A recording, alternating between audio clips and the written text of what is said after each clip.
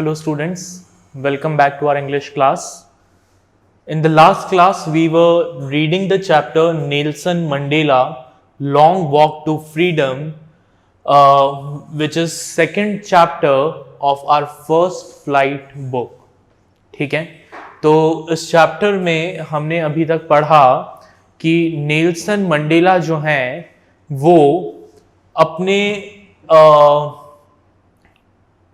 जो एक्सपीरियंसेस हैं, उनकी जो ओपिनियन है, उनके जो इमोशंस हैं वो एक्सप्रेस कर रहे हैं. ठीक है, किसके बारे में? About the freedom. ठीक है, about the freedom of South Africa. South Africa के फ्रीडम के बारे में नेल्सन मंडेला की क्या सोच है, ठीक है, उन्हें कैसा फील होता है, वो सब कुछ वो इस चैप्टर में हमारे से शेयर कर रहे हैं. और साउथ अफ्रीका की फ्रीडम की अगर हम बात करें तो कौन सी फ्रीडम की बात की जा रही है यहाँ पे? यहाँ पर फ्रीडम की बात की जा रही है फ्रॉम अपार्थेड. ठीक है, अपार्थेड जो है वो एक ऐसी प्रैक्टिस थी जहां पर वाइट स्किन पीपल, जो गोरे लोग थे, वो ब्लैक स्किन लोगों पर, काले लोगों पर गुलामी करते थे. ठीक है, तो लगभग एक सेंचुरी के अराउंड, लगभग 100 सालों तक ये सिस्टम साउथ अफ्रीका में चला और finally by the end of 19th century, ठीक है, इस सिस्टम को खत्म कर दिया गया. ठीक है, और साउथ अफ्रीका में पहली democratic non racial government form हुई. ठीक है, डेमोक्रेटिक यानी by the people, for the people, from the people. एक डेमोक्रेटिक गवर्नमेंट जिसे लोगों ने खुद चुना हो. Non racial government. Non racial government मतलब एक ऐसी गवर्नमेंट जो लोगों के कलर के बेसिस पर, लोगों के कास्ट के बेसिस पर किसी तरह का कोई पार्शियलिटी नहीं करती थी. ठीक है, तो 19th सेंचुरी के एंड में अपार्थेड सिस्टम खत्म हुआ. साउथ अफ्रीका की पहली democratic non racial government form हुई और नेल्सन मंडेला जो थे वो साउथ अफ्रीका के फर्स्ट ब्लैक प्रेसिडेंट अपॉइंट हुए. ठीक है, तो इस चैप्टर में फिर हमने आगे पढ़ा कि सबसे पहले जो मिस्टर डी क्लार्क थे उन्होंने सेकंड डेप्यूटी प्रेसिडेंट की ओथ ली. उसके बाद थाबो म्बेकी जो थे उन्होंने फर्स्ट डेप्यूटी प्रेसिडेंट की ओथ ली. आफ्टर दैट नेल्सन मंडेला ने अपनी ओथ ली as a president of Republic of South Africa और अपनी ओथ में उन्होंने ये शपथ ली, ठीक है, कि वो साउथ अफ्रीका का जो कॉन्स्टिट्यूशन है उसे अपहोल्ड करेंगे, उसको फॉलो करेंगे और साथ ही अपने आप को पूरी तरीके से डिवोट कर देंगे to the welfare of South Africa and the people of South Africa. ठीक है, उसके बाद उन्होंने अपनी स्पीच दी. उनकी स्पीच के मेन हाइलाइट्स यही थे कि ये जो फ्रीडम है ये बहुत ज़्यादा स्ट्रगल के बाद मिला है और इतने स्ट्रगल के बाद मिले हुए फ्रीडम से जो डेमोक्रेसी क्रिएट हुई है वो डेमोक्रेसी एक ऐसी डेमोक्रेसी होनी चाहिए जिस पर पूरी दुनिया प्राउड फील करे. ठीक है, साउथ अफ्रीका की जो ये विक्ट्री थी अपार्थेड सिस्टम के लिए, ये सिर्फ साउथ अफ्रीकन लोगों की विक्ट्री नहीं थी, सिर्फ ब्लैक लोगों की विक्ट्री नहीं थी, बल्कि ये विक्ट्री दुनिया के हर एक इंसान, उस इंसान की थी जो ह्यूमन डिग्निटी, प्राइड और इक्वालिटी को सपोर्ट करता है. ठीक है, साथ ही नेल्सन मंडेला ने यह भी कहा कि अब साउथ अफ्रीका में ऐसा कभी नहीं होगा कि एक इंसान दूसरे इंसान को एक्सप्लॉइट करे. ठीक है, ऐसी सिचुएशन साउथ अफ्रीका में अब कभी भी नहीं आएगी. And also the South African government will continue to work for the betterment of their people. They will continue fighting with poverty, deprivation, sufferings and gender and other discrimination. ठीक है, चलिए अब हम आगे कंटिन्यू करते हैं. पेज नंबर 19 अपनी book में ओपन करें और मेरे साथ रीड करना स्टार्ट करें. ओके, तो वैसे तो ये पैराग्राफ हमने कंप्लीट कर लिया था, फिर भी मैं आपको एक बार इसमें जो लास्ट पैराग्राफ है उसका एक बता देता हूँ कि उसमें हमने क्या पढ़ा था। उसमें हमने पढ़ा था कि इनॉग्रेशन डे पर साउथ अफ्रीका की जो first non racial democratic government का इनॉग्रेशन हुआ था, ठीक है, यूनियन बिल्डिंग प्रिटोरिया में, ठीक है, उस दिन नेल्सन मंडेला जो थे वो अपनी हिस्ट्री को याद करके काफ़ी इमोशनल हो गए थे, ठीक है, और फिर उन्होंने उस अपार्थाइड सिस्टम का डिस्क्रिप्शन दिया था कि 19th सेंचुरी के स्टार्टिंग में अपार्थाइड सिस्टम स्टार्ट हुआ था, ठीक है, और 19th सेंचुरी के एंड तक वो चला। चलिए पेज नंबर 20 से हम स्टार्ट करते हैं। That day had come about through the unimaginable sacrifices of thousands of my people whose suffering and courage can never be counted or repaid. Nelson Mandela कहते हैं कि ये जो दिन है जब अपार्थाइड सिस्टम को पूरी तरीके से खत्म कर दिया गया है, ये सिस्टम ऐसा नहीं था कि मतलब बहुत इजीली हट गया, ठीक है। ये जो दिन है, ये दिन कई सालों के स्ट्रगल के बाद, कई सारे लोगों के सैक्रिफाइसेस के बाद साउथ अफ्रीका को देखने को मिला है। उन लोगों ने जो नेल्सन मंडेला से पहले जिन्होंने इस पूरे मूवमेंट में स्ट्रगल किया, उन लोगों के सफरिंग्स को, उनके करेज को कभी भी रीपे नहीं किया जा सकता।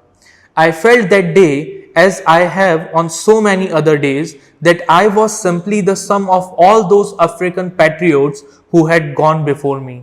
ठीक है, नेल्सन मंडेला कहते हैं कि मुझे ऐसा लगता है, उस दिन उन्हें ऐसा लग रहा था जैसा उन्हें अक्सर लगता था कि उन्होंने जो कुछ भी किया है ये कुछ भी नहीं था, ठीक है। नेल्सन मंडेला को ये लगता है that he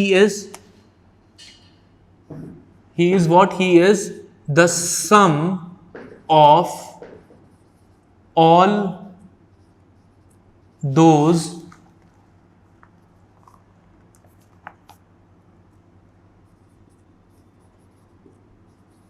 African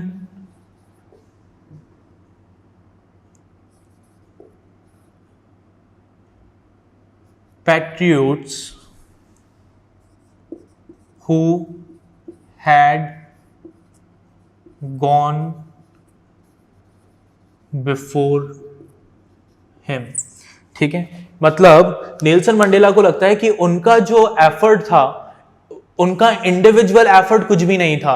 मतलब उनसे पहले जितने भी अफ्रीकन पैट्रियट्स थे जो इतने क्या थे, मतलब हम कह सकते हैं कि जो इतने लकी नहीं थे कि वो इस सिस्टम को खत्म होते हुए देख सकें, ठीक है, उन सबका एफर्ट जब नेल्सन मंडेला के एफर्ट में एड ऑन हुआ, तब जाकर ये दिन आया कि साउथ अफ्रीका जो है वो आजाद हुआ, ठीक है।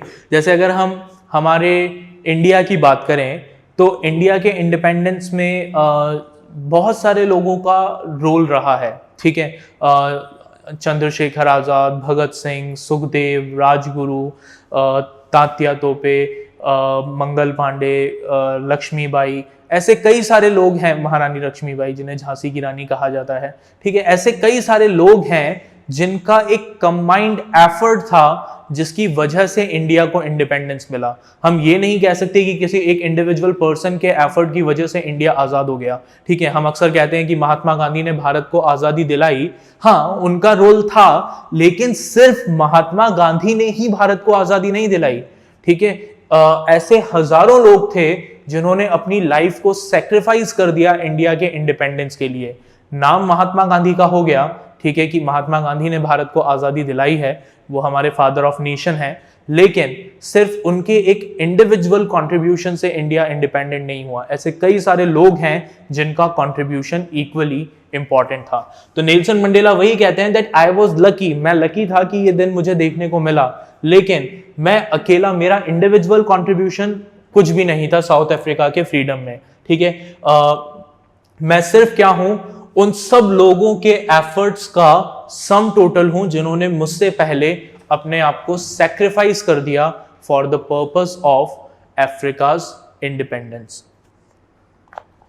That long and noble line ended and now begin again with me, ठीक है। आगे नेल्सन मंडेला कहते हैं कि वो जो एक लॉन्ग लाइन थी, ठीक है, कौन सी लाइन? अफ्रीकन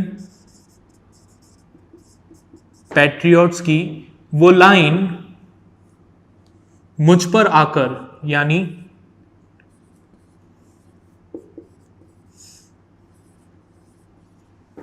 मुझ पर आकर खत्म हो गई है, ठीक है।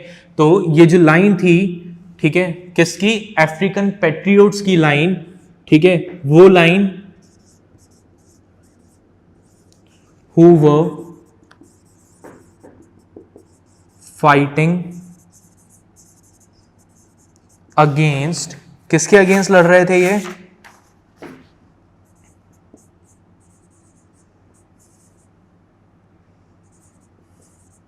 अपार्थाइड, ठीक है, ठीक है। तो ये जो लाइन थी उन अफ्रीकन पैट्रियट्स की जो अपार्थाइड के लिए लड़ रहे थे, ये पता नहीं कहां से स्टार्टिंग हुई, लेकिन नेल्सन मंडेला पर आकर खत्म हो गई। Because in the time of Nelson Mandela apartheid rule जो है वो खत्म हो गया। लेकिन उसके आगे नेल्सन मंडेला क्या कहते हैं? उसके आगे वो कहते हैं, ठीक है, that long and noble line ended and now begin again with me. तो यहां पर आकर वो लाइन खत्म हो गई और फिर मुझसे एक नई लाइन की स्टार्टिंग हुई, ठीक है, जो आगे कंटिन्यूअसली चलती जाएगी। और ये जो सेकंड लाइन है, ठीक है, जो एक नई लाइन नेल्सन मंडेला से स्टार्ट हुई, दिस लाइन विल फाइट। अब ये लाइन किसके अगेंस्ट फाइट करेगी? It will fight against poverty. क्या कहा था उन्होंने अपनी स्पीच में? That they will fight against poverty,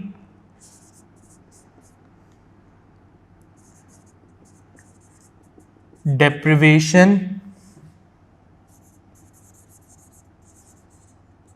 sufferings,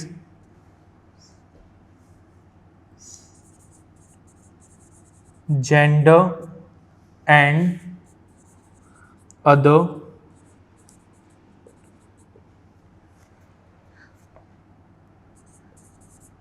discrimination। ठीक है, कि एक तो उन लोगों की लाइन थी जिन लोगों ने अपार्थाइड के अगेंस्ट फाइट लड़ी, ठीक है, तो वो लाइन तो नेल्सन मंडेला पर आकर खत्म हो गई, अपार्थाइड खत्म हो गया। लेकिन अब नेल्सन मंडेला के सामने एक नया चैलेंज था। वो नया चैलेंज था in the form of poverty, deprivation, suffering, gender and other discrimination. तो इनसे जीतने में पता नहीं नेल्सन मंडेला जैसे और आगे कितने ही लोगों को फाइट करना पड़ेगा, और पता नहीं ये लाइन आगे कब खत्म होगी। चलिए आगे बढ़ते हैं। I was pained that I was not able to thank them and that they were not able to see what their sacrifices had brought। Nelson Mandela आगे कहते हैं कि मुझे इस बात का बहुत दुख होता है कि वो सब अफ्रीकन पैट्रियट्स जिन्होंने अपने आप को सेक्रीफाइस कर दिया अफ्रीका के फ्रीडम के लिए, मैं उन लोगों को पर्सनली थैंक यू नहीं बोल पाऊंगा, और मुझे इस बात का बहुत दुख है कि वो लोग अपने सेक्रीफाइसेस का जो रिजल्ट है वो रिजल्ट नहीं देख पाए, ठीक है, उससे पहले ही इस दुनिया को छोड़कर चले गए। The policy of apartheid created a deep and lasting wound in my country and my people.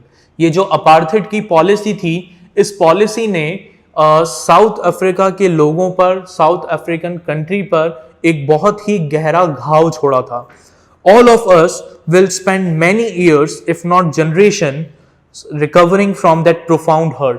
Nelson Mandela कहते हैं कि हम सब लोगों को कई साल लग जाएंगे, अगर जनरेशंस ना भी लगे तो भी कई साल लग जाएंगे इस घाव से, इस चोट से उभरने में।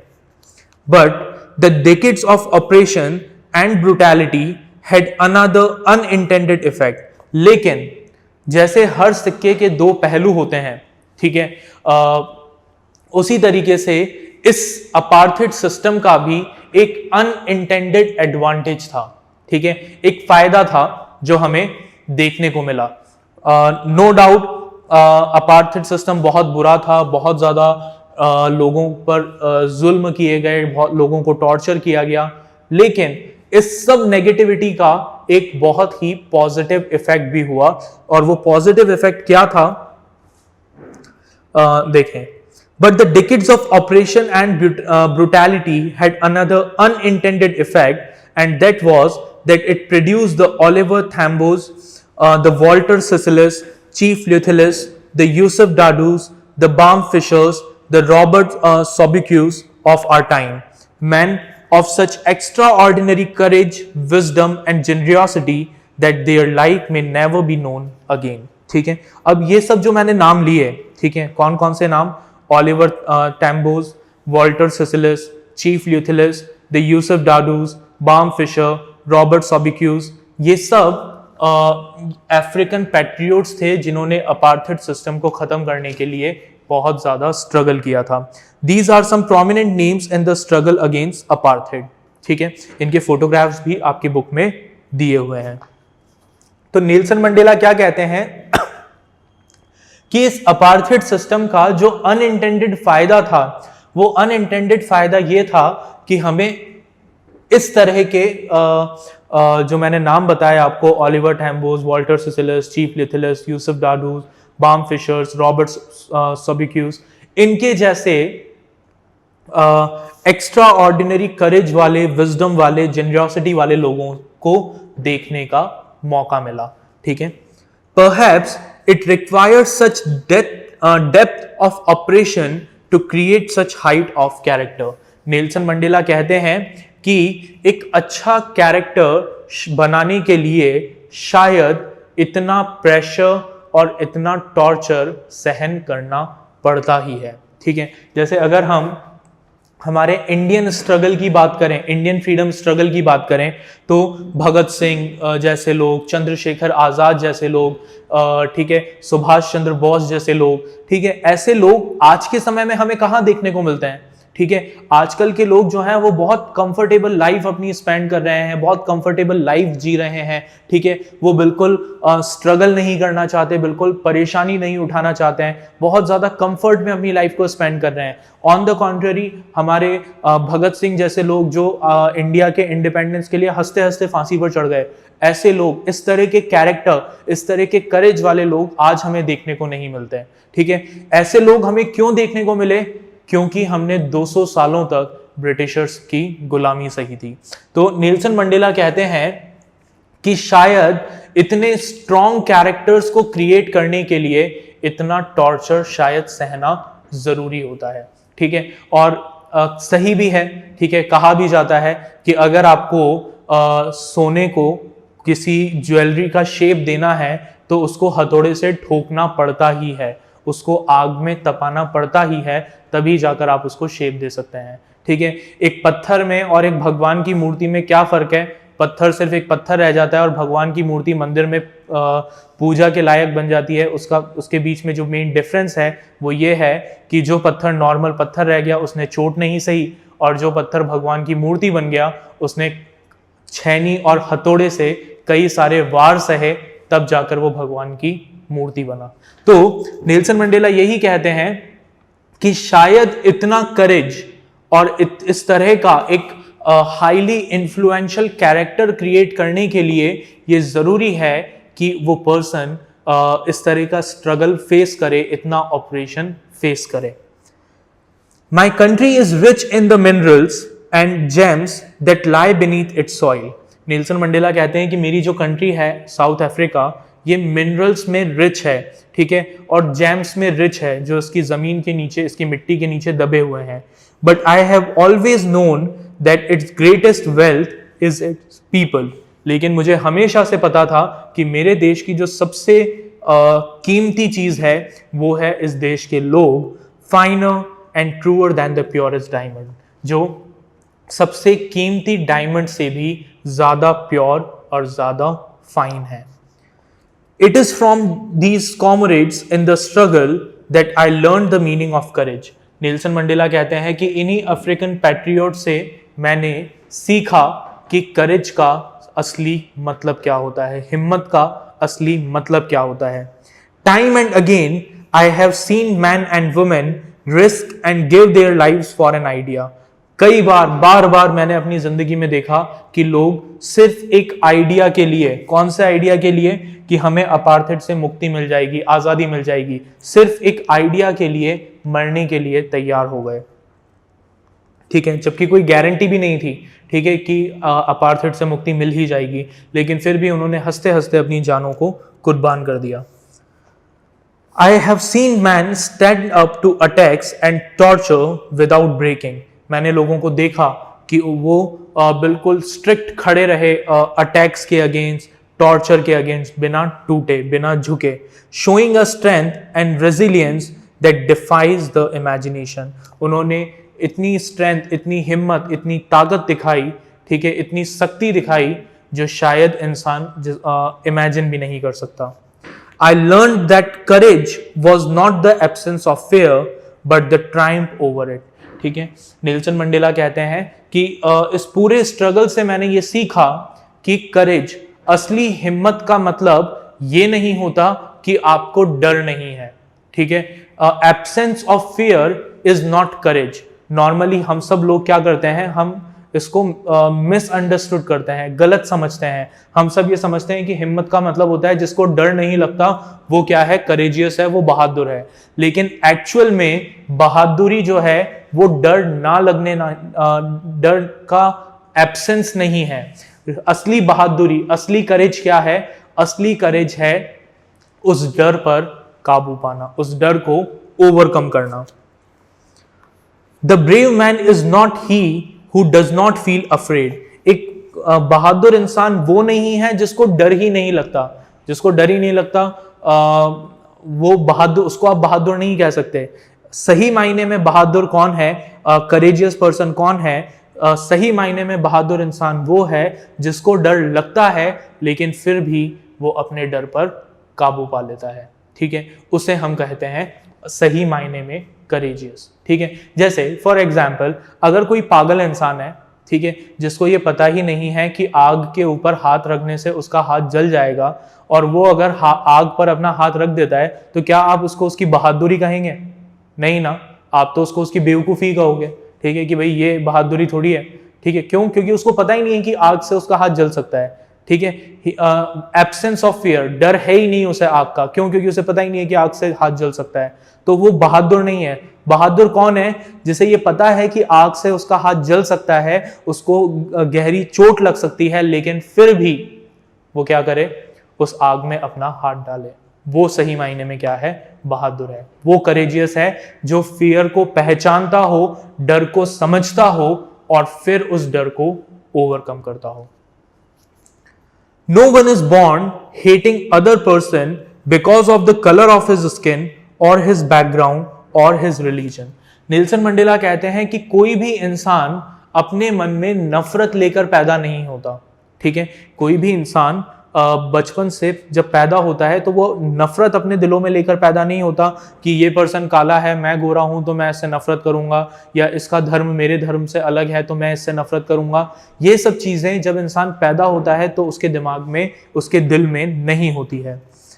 People must learn to hate.